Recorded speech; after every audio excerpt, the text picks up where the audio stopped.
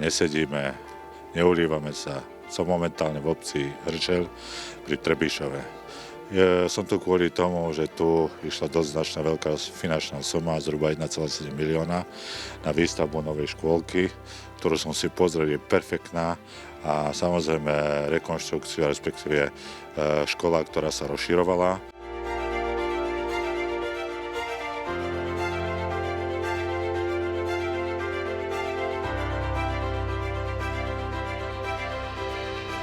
To je naozaj veľmi pekná, ja som si ju pozrel, aj závidím deťom, že budú v takých nových priestoroch, čo je naozaj fascinujúce, je tá novota, ktorá tam dýcha a samozrejme aj rozširovanie kapacít v základnej škole, čo je super a som rád, že starosta išiel do toho projektu.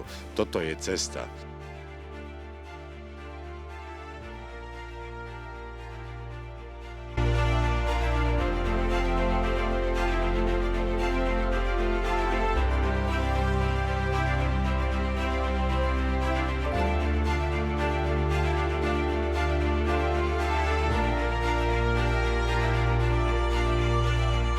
Tak trápili sme sa, viete, k tomu bol to problém, lebo nemohli sme k tomu získať financie. A viete, ľudia stále boli, nemáme kde chodiť, nemáme k tomu, kde hrať futbal. No a teraz už je, chvála Bohu, dobre. A so školou mali sme dvojsmennú prevádzku. No viete, ako sa dvojsmenné prevádzky vyučuje. Deti pôjdu ráno, tí pobedňajší k tomu ostávali doma. Potom, keď sa vymenili, niekedy neprišli k tomu, lebo už prakticky boli unavené, tak neprišli po obede do školy, tak prvé, čo som chcel poriešiť, hlavne základnú a materskú školu.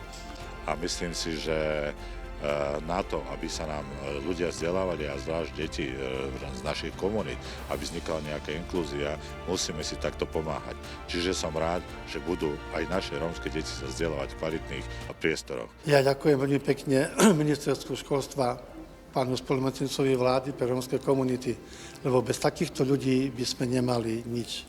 Je to dosť dôležitá taká maličkosť, ale keď chceme k tomu, že by naše deti sa učili a napredovali dopredu, tak musíme to. Ďakujem veľmi pekne.